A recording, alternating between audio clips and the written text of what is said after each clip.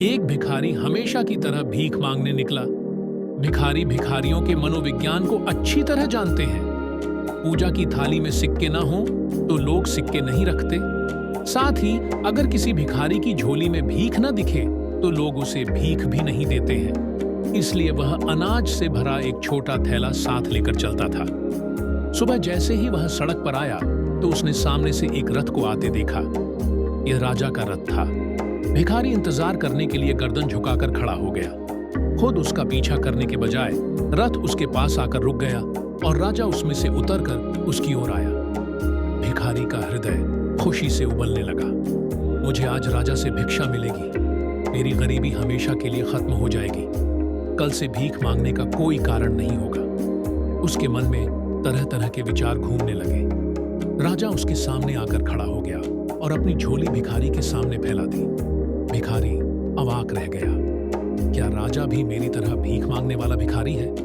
राजा ने कहा, आश्चर्यचकित मत होइए महाराज।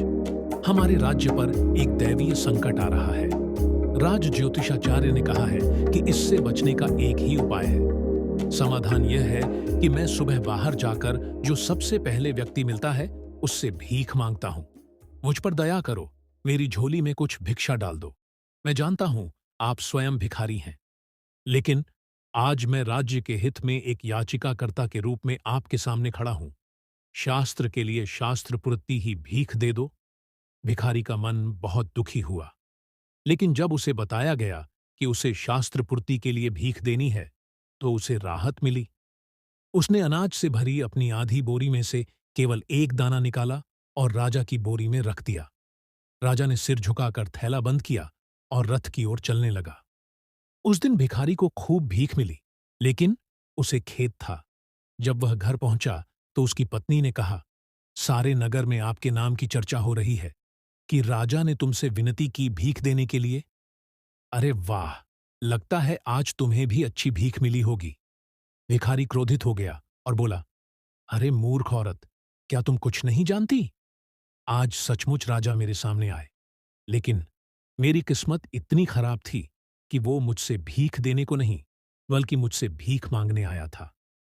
जीवन के किसी मोड़ पर एक भिखारी की मुलाकात एक राजा से होती है और वह भी क्षण हाथ से निकल जाता है। मैंने अपने सारे कष्टों को हमेशा के लिए दूर करने का एक मौका आया था, वह भी खो दिया। और मुझे खुशी है कि आज आपको यह बहुत सारी भिक्षा मिली।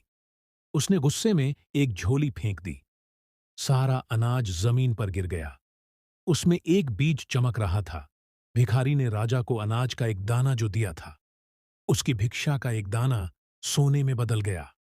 सिर्फ एक दाना। यह जानकर कि वह जन्म से ही एक भिखारी है, भिखारी निराशा में रोने लगा। नेगेटिव ओशो।